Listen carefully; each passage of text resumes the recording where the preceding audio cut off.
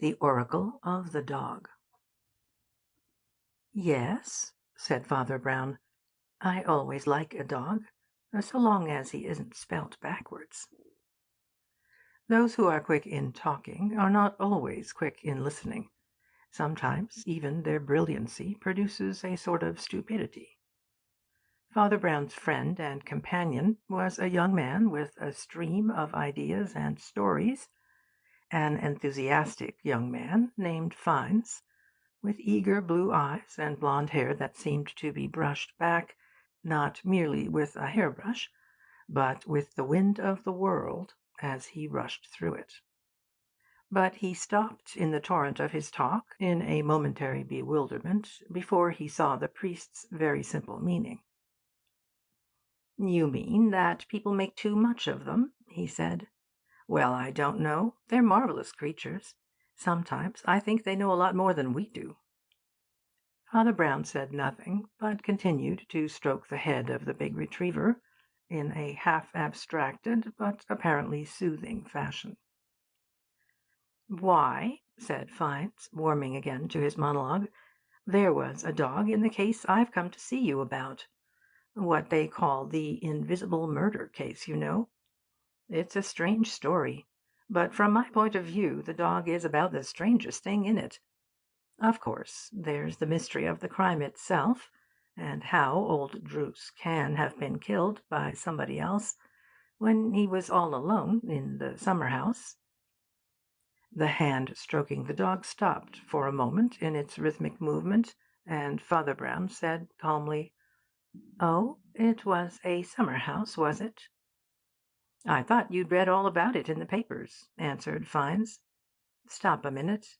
I believe I've got a cutting that will give you all the particulars." He produced a strip of newspaper from his pocket and handed it to the priest, who began reading it, holding it close to his blinking eyes with one hand, while the other continued its half-conscious caresses of the dog. It looked like the parable of a man not letting his right hand know what his left hand did.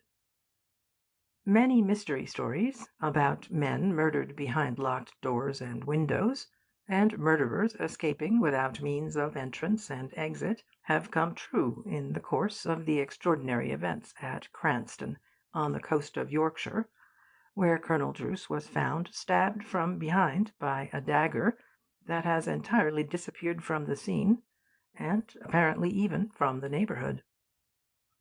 The summer-house in which he died was indeed accessible at one entrance, the ordinary doorway which looked down the central walk of the garden towards the house. But by a combination of events almost to be called a coincidence, it appears that both the path and the entrance were watched during the crucial time, and there is a chain of witnesses who confirm each other. The summer-house stands at the extreme end of the garden, where there is no exit or entrance of any kind. The central garden path is a lane between two ranks of tall delphiniums, planted so close that any stray step off the path would leave its traces, and both path and plants run right up to the very mouth of the summer-house, so that no straying from that straight path could fail to be observed, and no other mode of entrance can be imagined. Patrick Floyd, secretary of the murdered man, testified that he had been in a position to overlook the whole garden from the time when Colonel Druce last appeared alive in the doorway to the time when he was found dead, as he, Floyd, had been on the top of a step-ladder clipping the garden hedge.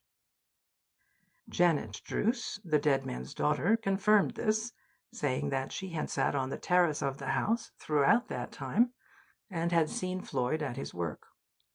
Touching some part of the time, this is again supported by Donald Druce, her brother, who overlooked the garden, standing at his bedroom window in his dressing-gown, for he had risen late. Lastly, the account is consistent with that given by Dr. Valentine, a neighbour, who called for a time to talk with Miss Druce on the terrace, and by the Colonel's solicitor, Mr. Aubrey Trail, who was apparently the last to see the murdered man alive, presumably with the exception of the murderer. All are agreed that the course of events was as follows. About 3:30 in the afternoon, Miss Druce went down the path to ask her father whether he would like tea. But he said he did not want any, and was waiting to see Trail, his lawyer, who was to be sent to him in the summer house. The girl then came away and met Trail coming down the path. She directed him to her father, and he went in as directed. About half an hour afterwards he came out again, the Colonel coming with him to the door, and showing himself, to all appearance, in health and even high spirits. He had been somewhat annoyed earlier in the day by his son's irregular hours, but seemed to recover his temper in a perfectly normal fashion, and had been rather markedly genial in receiving other visitors, including two of his nephews who came over for the day. But as these were out walking during the whole period of the tragedy, they had no evidence to give. It is said, indeed, that the Colonel was not on very good terms with Dr. Valentine, but that gentleman only had a brief interview with the daughter of the house, to whom he is supposed to be paying serious attentions. Trail, the solicitor, says he left the Colonel entirely alone in the summer house, and this is confirmed by Floyd's bird's-eye view of the garden, which showed nobody else passing the only entrance. 10 minutes later, Miss Druce again went down the garden, and had not reached the end of the path when she saw her father, who was conspicuous by his white linen coat, lying in a heap on the floor. She uttered a scream which brought others to the spot, and on entering the place they found the Colonel lying dead beside his basket chair, which was also upset. Dr. Valentine, who was still in the immediate neighbourhood, testified that the wound was made by some sort of stiletto, entering under the shoulder blade and piercing the heart. The police have searched the neighbourhood for such a weapon, but no trace of it can be found.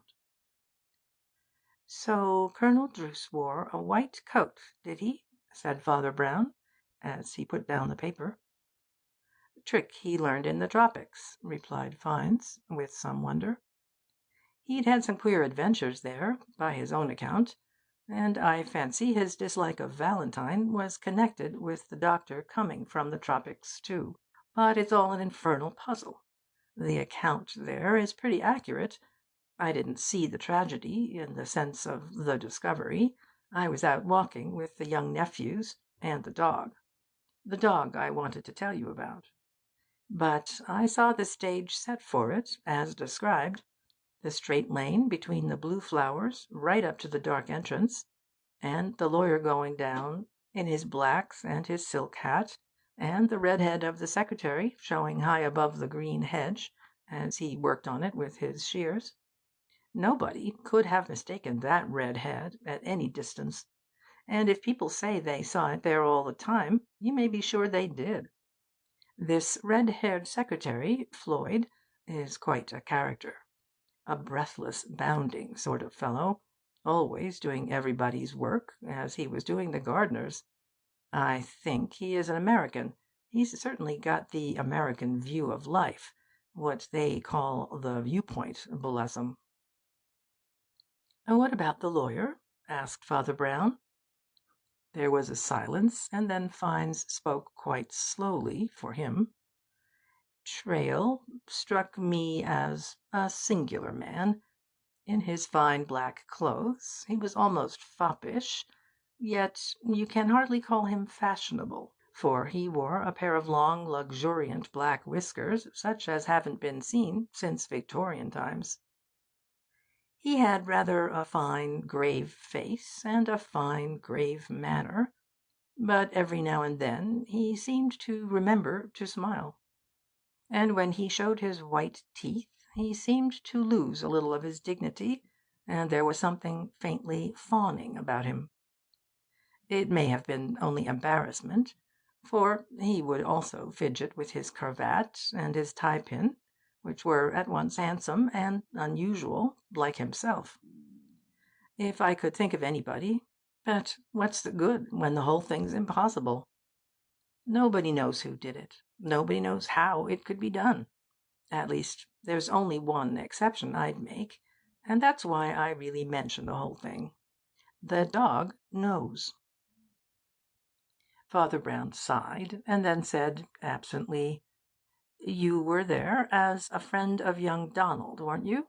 He didn't go on your walk with you?" "No," replied Fiennes, smiling. "The young scoundrel had gone to bed that morning, and got up that afternoon. I went with his cousins, two young officers from India, and our conversation was trivial enough. I remember the elder, whose name I think is Herbert Druce, and who is an authority on horse breeding, talked about nothing but a mare he had bought, and the moral character of the man who sold her, while his brother Harry seemed to be brooding on his bad luck at Monte Carlo. I only mention it to show you, in the light of what happened on our walk, that there was nothing psychic about us. The dog was the only mystic in our company." "What sort of a dog was he?" asked the priest. "Same breed as that one," answered Fiennes. "That's what started me off on the story, your saying you didn't believe in believing in a dog. He's a big black retriever named Knox, and a suggestive name, too, for I think what he did a darker mystery than the murder. You know Druce's house and garden are by the sea. We walked about a mile from it along the sands, and then turned back, going the other way. We passed a rather curious rock called the Rock of Fortune, famous in the neighborhood because it's one of those examples of one stone barely balanced on another, so that a touch would knock it over. It is not really very high, but the hanging outline of it makes it look a little wild and sinister. At least it made it look so to me, for I don't imagine my jolly young companions were afflicted with the picturesque. But it may be that I was beginning to feel an atmosphere, for just then the question arose of whether it was time to go back to tea, and even then I think I had a premonition that time counted for a good deal in the business. Neither Herbert Druce nor I had a watch, so we called out to his brother, who was some paces behind, having stopped to light his pipe under the hedge. Hence it happened that he shouted out the hour, which was 4:20, in his big voice through the growing twilight, and somehow the loudness of it made it sound like the proclamation of something tremendous. His unconsciousness seemed to make it all the more so, but that was always the way with omens, and particular ticks of the clock were really very ominous things that afternoon. According to Dr. Valentine's testimony, poor Druce had actually died just about 4:30. Well, they said we needn't go home for 10 minutes, and we walked a little farther along the sands, doing nothing in particular, throwing stones for the dog and throwing sticks into the sea for him to swim after. But to me the twilight seemed to grow oddly oppressive, and the very shadow of the top-heavy Rock of Fortune lay on me like a load. And then the curious thing happened. Knox had just brought back Herbert's walking-stick out of the sea, and his brother had thrown his in also. The dog swam out again, but just about what must have been the stroke of the half-hour he stopped swimming. He came back again on to the shore, and stood in front of us. Then he suddenly threw up his head, and sent up a howl or wail of woe, if ever I heard one in the world. "What the devil's the matter with the dog?" asked Herbert, but none of us could answer.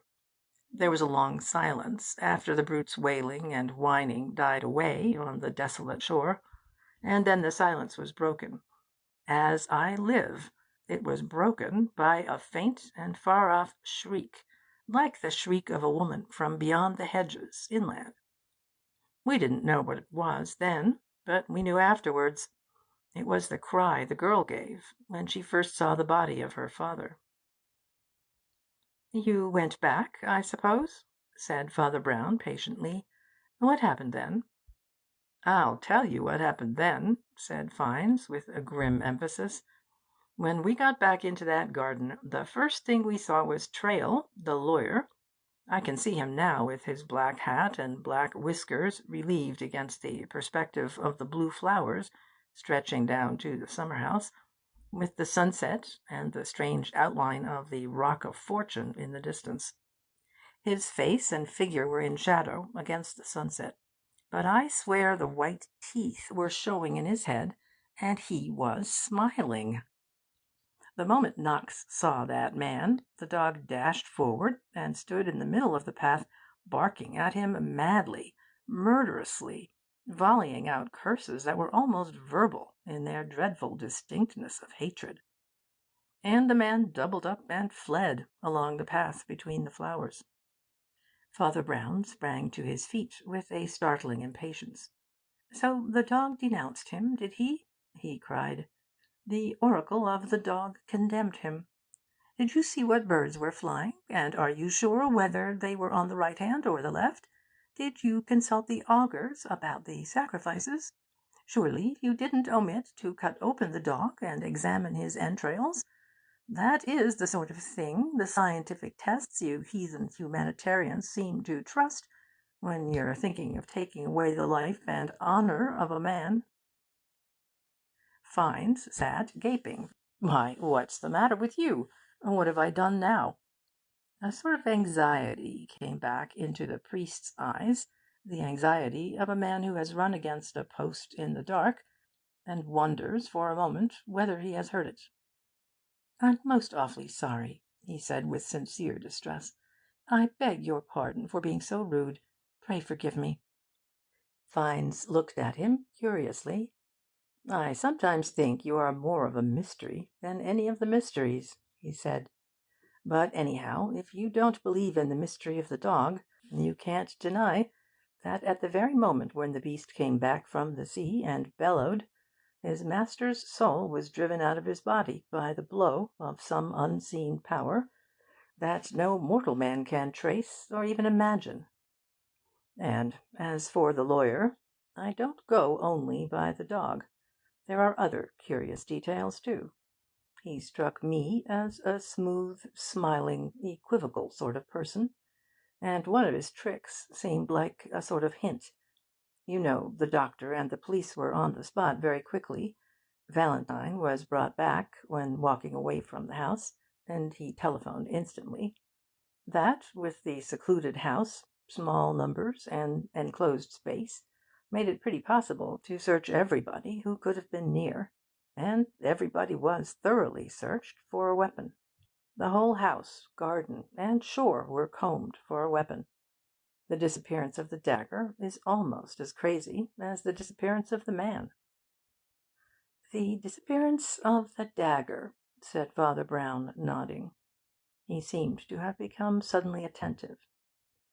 "Well," continued Fiennes, "I told you that man Trail had a trick of fidgeting with his tie and tie pin, especially his tie pin.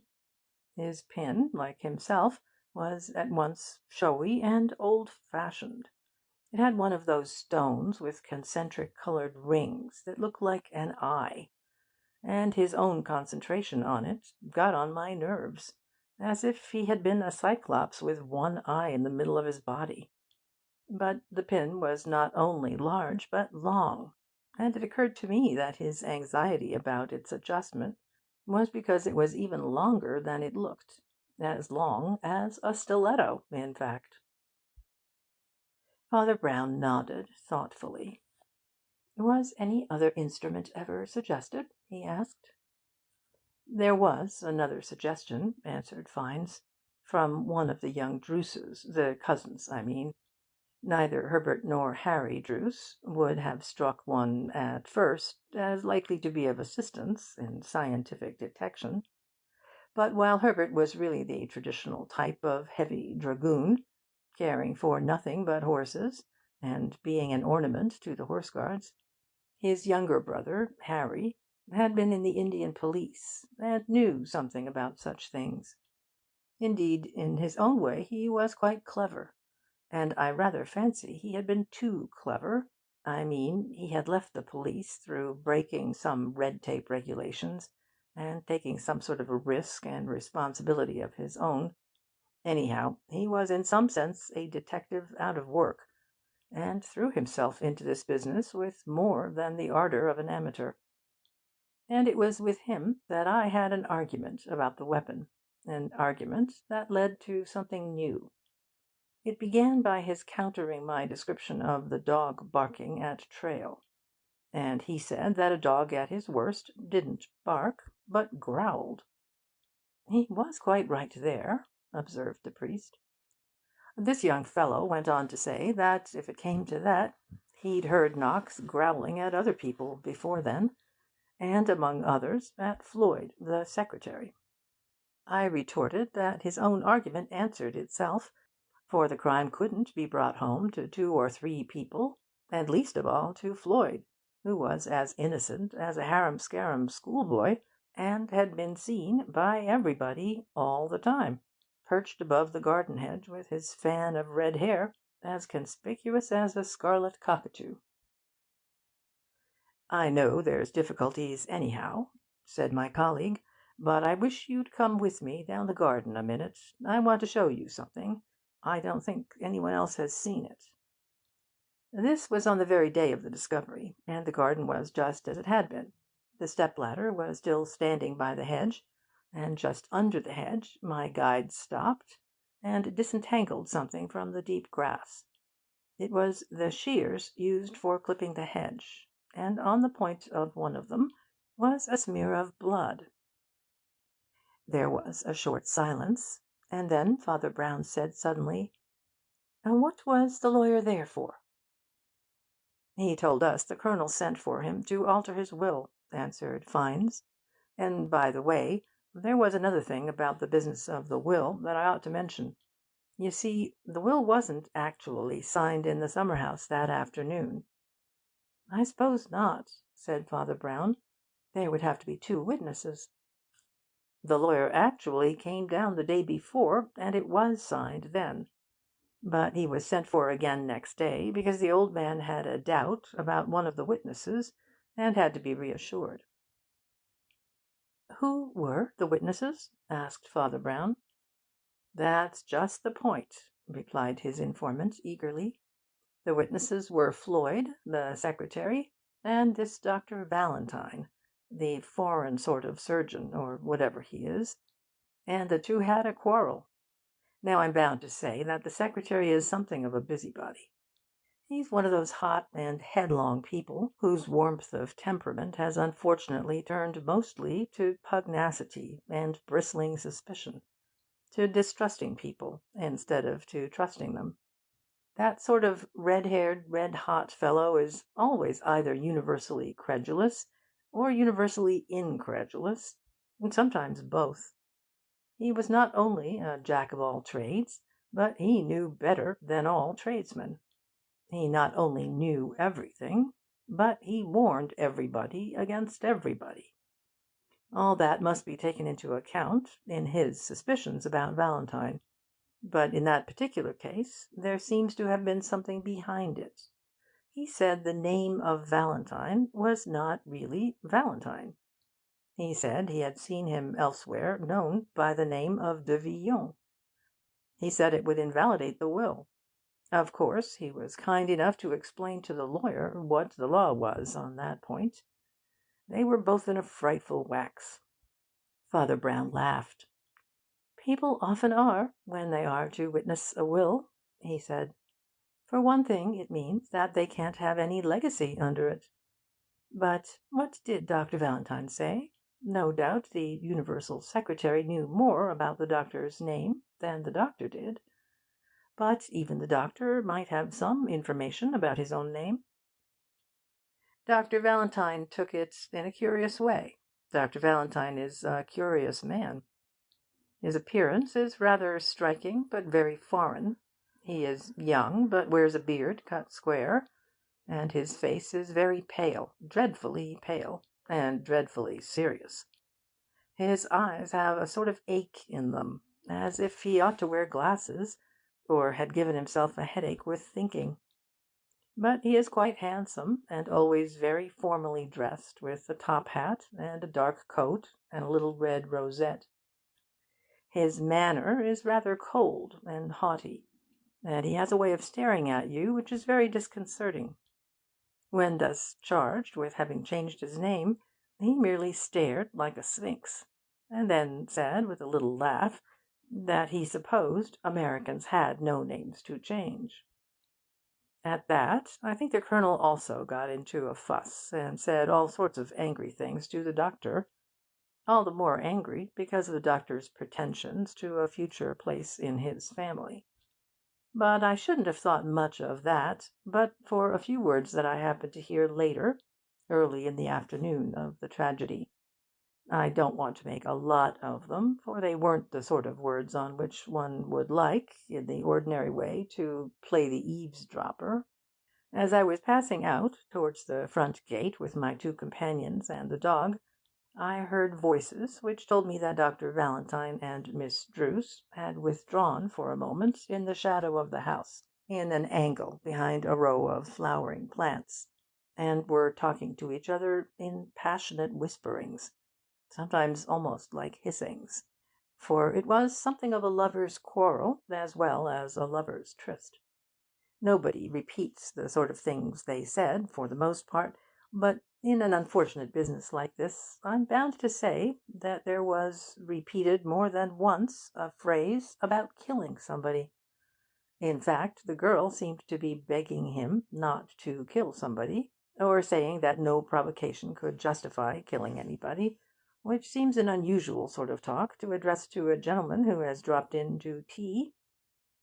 "Do you know," asked the priest, "whether Dr. Valentine seemed to be very angry after the scene with the secretary and the Colonel? I mean, about witnessing the will?" "By all accounts," replied the other, "he wasn't half so angry as the secretary was. It was the secretary who went away raging after witnessing the will." "And now," said Father Brown, "what about the will itself?" The Colonel was a very wealthy man, and his will was important. Trail wouldn't tell us the alteration at that stage, but I have since heard, only this morning in fact, that most of the money was transferred from the son to the daughter. I told you that Druce was wild with my friend Donald over his dissipated hours. The question of motive has been rather overshadowed by the question of method," observed Father Brown thoughtfully. "At that moment, apparently, Miss Druce was the immediate gainer by the death." "Good God, what a cold-blooded way of talking!" cried Fiennes, staring at him.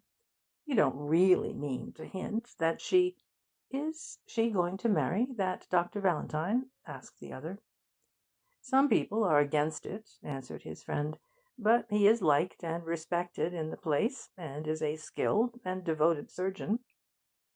"So devoted a surgeon," said Father Brown, "that he had surgical instruments with him when he came to call on the young lady at tea time, for he must have used a lancet or something, and he never seems to have gone home." Fiennes sprang to his feet and looked at him in a heat of inquiry. "You suggest he might have used the very same lancet?" Father Brown shook his head. "All these suggestions are fancies just now," he said. "The problem is not who did it, or what did it, but how it was done.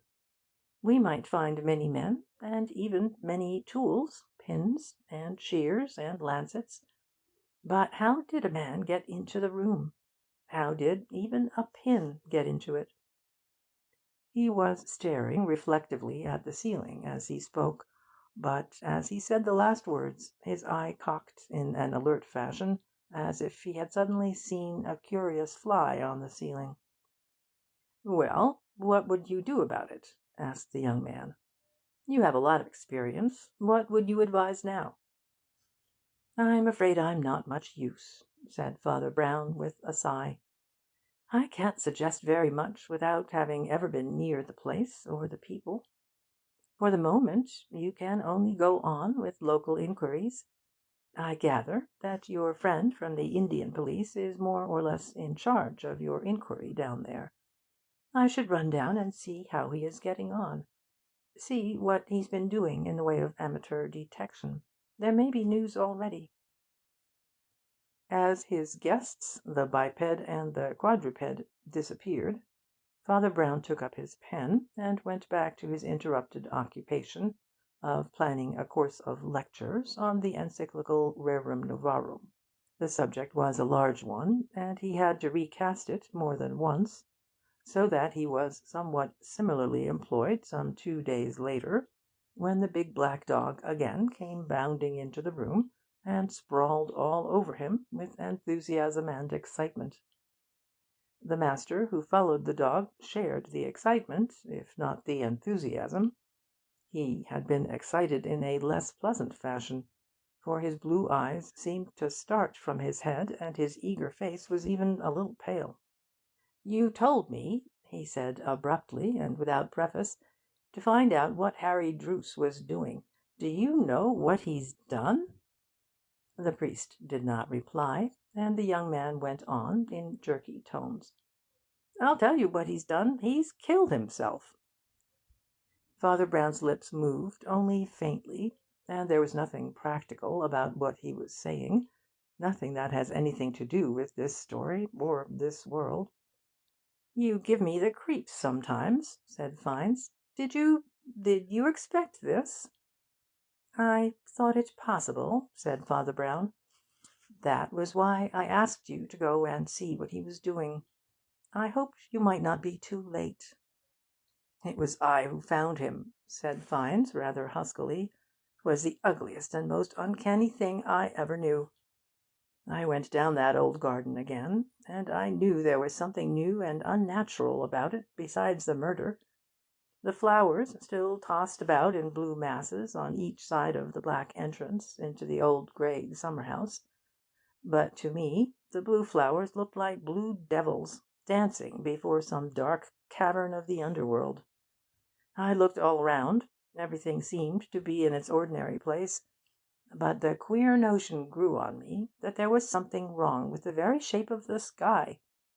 And then I saw what it was. The Rock of Fortune always rose in the background beyond the garden hedge and against the sea. The Rock of Fortune was gone." Father Brown had lifted his head and was listening intently. It was as if a mountain had walked away out of a landscape, or a moon fallen from the sky, though I knew, of course, that a touch at any time would have tipped the thing over. Something possessed me, and I rushed down that garden path like the wind, and went crashing through the hedge as if it were a spider's web.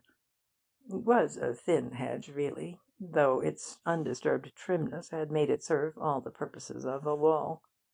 On the shore I found the loose rock fallen from its pedestal, and poor Harry Druce lay like a wreck underneath it.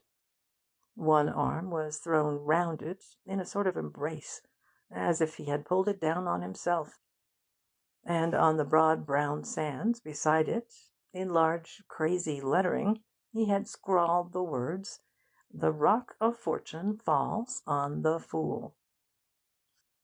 "It was the Colonel's will that did that," observed Father Brown. "The young man had staked everything on profiting himself by Donald's disgrace, especially when his uncle sent for him on the same day as the lawyer, and welcomed him with so much warmth. Otherwise he was done. He'd lost his police job, he was beggared at Monte Carlo, and he killed himself when he found he'd killed his kinsman for nothing." "Here, stop a minute. You're going too fast for me. Talking about the will, by the way," continued Father Brown calmly, "before I forget it, or we go on to bigger things, there was a simple explanation, I think, of all that business about the doctor's name. I rather fancy I have heard both names before somewhere. The doctor is really a French nobleman with the title of Marquis de Villon, but he's also an ardent Republican, and has abandoned his title and fallen back on the forgotten family surname. With your citizen Riquetti you have puzzled Europe for 10 days." "What is that?" asked the young man blankly. "Never mind," said the priest. 9 times out of 10, it is a rascally thing to change one's name, but this was a piece of fine fanaticism. That's the point of his sarcasm about Americans having no names. That is, no titles. Now, in England, the Marquis of Hartington is never called Mr. Hartington, but in France the Marquis de Villon is called Monsieur de Villon, so it might well look like a change of name.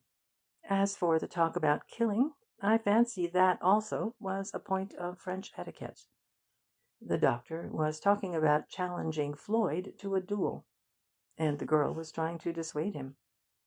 "Oh, I see," cried Fiennes, slowly.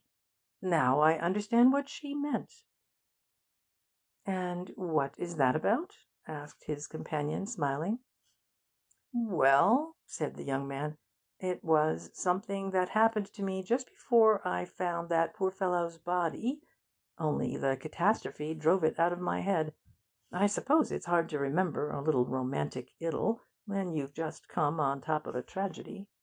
But as I went down the lanes leading to the Colonel's old place, I met his daughter walking with Dr. Valentine. She was in mourning, of course, and he always wore black, as if he were going to a funeral. But I can't say that their faces were very funereal. Never have I seen two people looking, in their own way, more respectably radiant and cheerful.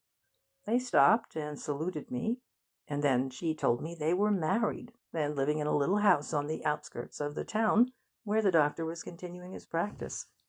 This rather surprised me, because I knew that her old father's will had left her his property, and I hinted at it delicately by saying I was going along to her father's old place, and had half expected to meet her there.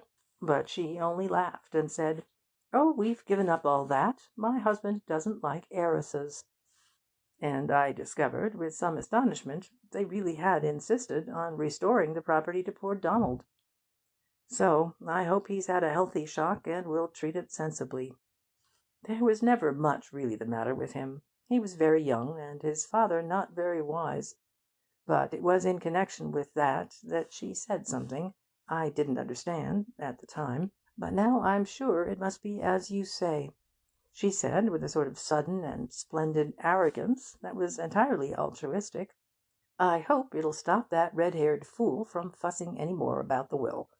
Does he think my husband, who has given up a crest and a coronet as old as the Crusades for his principles, would kill an old man in a summer-house for a legacy like that?'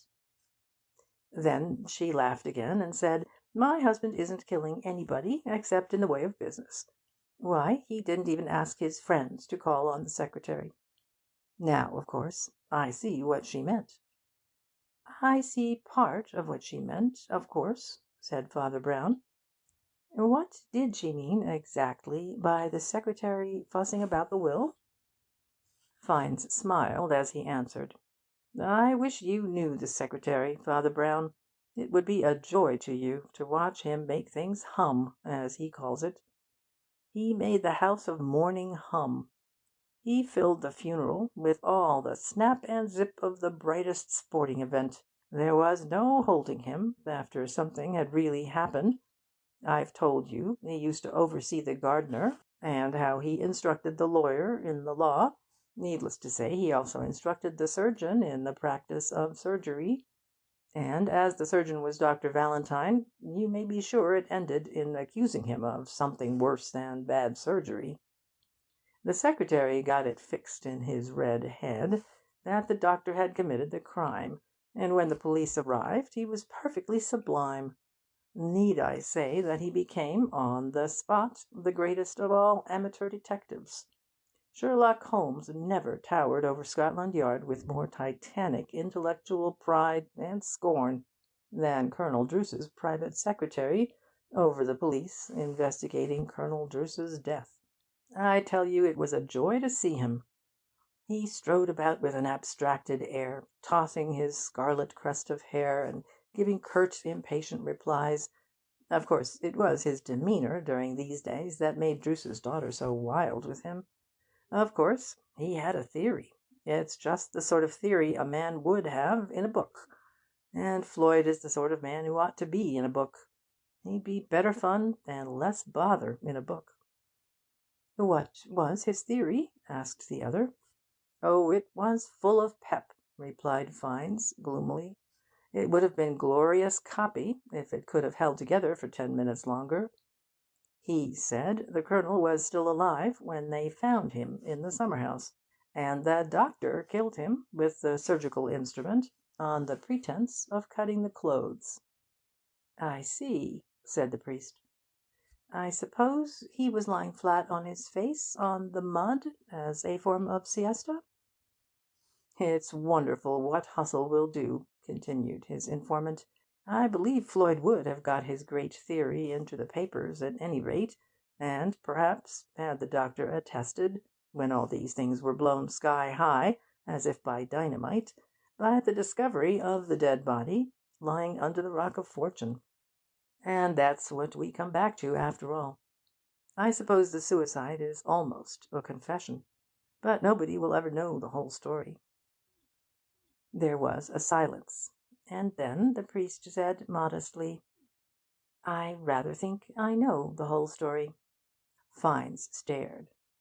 "But look here," he cried, "how do you come to know the whole story, or to be sure it's the true story? You've been sitting here 100 miles away, writing a sermon. Do you mean to tell me you really know what happened already? If you've really come to the end, where in the world do you begin? What started you off with your own story?" Father Brown jumped up with a very unusual excitement, and his first exclamation was like an explosion. "The dog!" he cried. "The dog, of course! You had the whole story in your hands in the business of the dog on the beach, if you'd only noticed the dog properly." Fiennes stared still more. "But you told me before that my feelings about the dog were all nonsense, and the dog had nothing to do with it." "The dog had everything to do with it," said Father Brown, "as you'd have found out if you'd only treated the dog as a dog, and not as a God Almighty judging the souls of men." He paused, and then said, with a rather pathetic air of apology, "The truth is, I happen to be awfully fond of dogs, and it seemed to me that in all this lurid halo of dog superstitions nobody was really thinking about the poor dog at all. To begin with, a small point about his barking at the lawyer or growling at the secretary.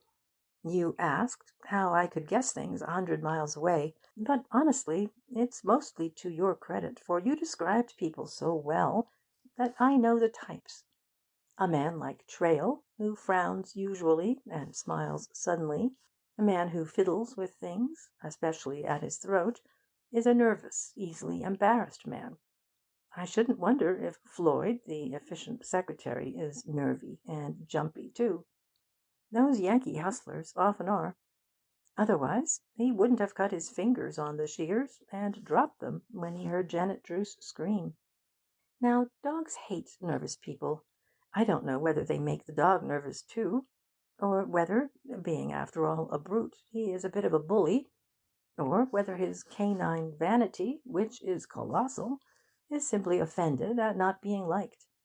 But anyhow, there was nothing in poor Knox protesting against those people, except that he disliked them for being afraid of him. Now, I know you're awfully clever, and nobody of sense sneers at cleverness, but I sometimes fancy, for instance, that you are too clever to understand animals. Sometimes you are too clever to understand men, especially when they act almost as simply as animals. Animals are very literal. They live in a world of truisms. Take this case. A dog barks at a man, and a man runs away from a dog.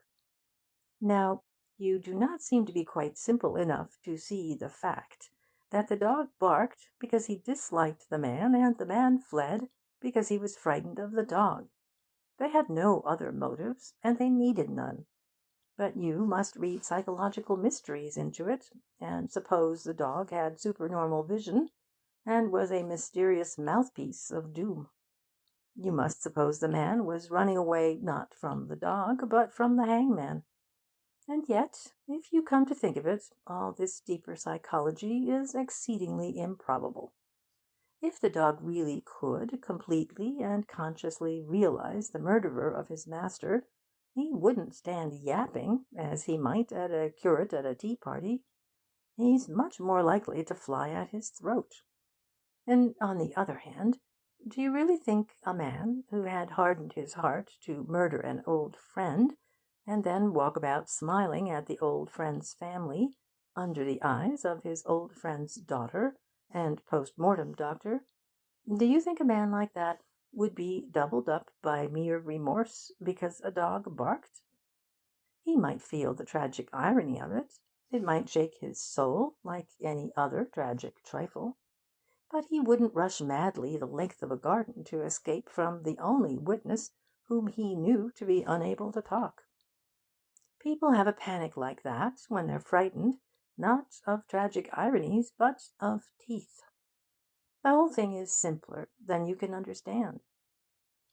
But when we come to that business by the seashore, things are much more interesting. As you stated them, they were much more puzzling. I didn't understand that tale of the dog going in and out of the water. It didn't seem to me a doggy thing to do. If Knox had been very much upset about something else, he might possibly have refused to go after the stick at all. He'd probably go off nosing in whatever direction he suspected the mischief. But when once a dog is actually chasing a thing, a stone or a stick or a rabbit, my experience is that he won't stop for anything but the most peremptory command, and not always for that. That he should turn round because his mood changed seems to me unthinkable. But he did turn round, insisted Fiennes, and came back without the stick. He came back without the stick for the best reason in the world, replied the priest. He came back because he couldn't find it. He whined because he couldn't find it. That's the sort of thing a dog really does whine about. A dog is a devil of a ritualist. He is particular about the precise routine of a game. In this case, something had gone wrong with the game. He came back to complain seriously of the conduct of the stick. Never had such a thing happened before. Never had an eminent and distinguished dog been so treated by a rotten old walking-stick. "Why, what had the walking-stick done?" inquired the young man. "It had sunk," said Father Brown. Fiennes said nothing, but continued to stare, and it was the priest who continued. It had sunk because it was not really a stick, but a rod of steel with a very thin shell of cane and a sharp point. In other words, it was a sword stick. I suppose a murderer never gets rid of a bloody weapon so oddly, and yet so naturally, as by throwing it into the sea for a retriever. "I begin to see what you mean," admitted Fiennes. "But even if a sword stick was used, I have no guess of how it was used." "I had a sort of guess," said Father Brown, "right at the beginning, when you said the word summer house. And another when you said that Druce wore a white coat. As long as everybody was looking for a short dagger, nobody thought of it. But if we admit a rather long blade, like a rapier, it's not so impossible." He was leaning back, looking at the ceiling, and began like one going back to his own first thoughts and fundamentals. "All that discussion about detective stories, about a man found dead in sealed chambers which no one could enter, does not apply to the present case, because it is a summer house. When we talk of a yellow room, or any room, we imply walls that are really homogeneous and impenetrable. But a summer house is not made like that.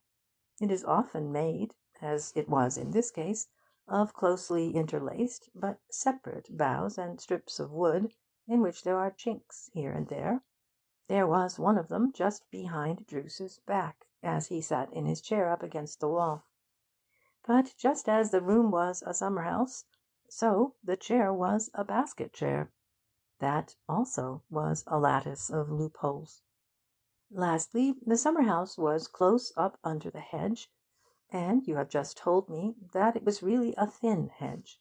A man standing outside it could easily see, amid a network of twigs and branches and canes, one white spot of the Colonel's coat, as plain as the white of a target.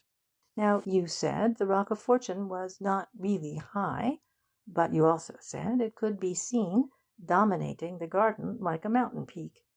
In other words, it was very near the end of the garden, though your walk had taken you a long way round to it. Also, it isn't likely the young lady really howled so as to be heard a half-mile off. She gave an ordinary involuntary cry, and yet you heard it on the shore.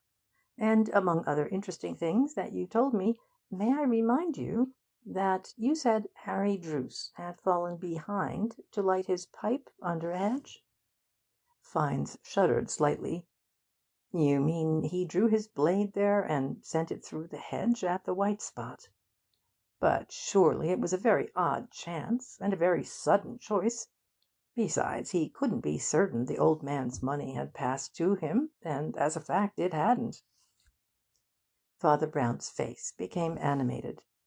"You misunderstand the man's character," he said, as if he himself had known the man all his life.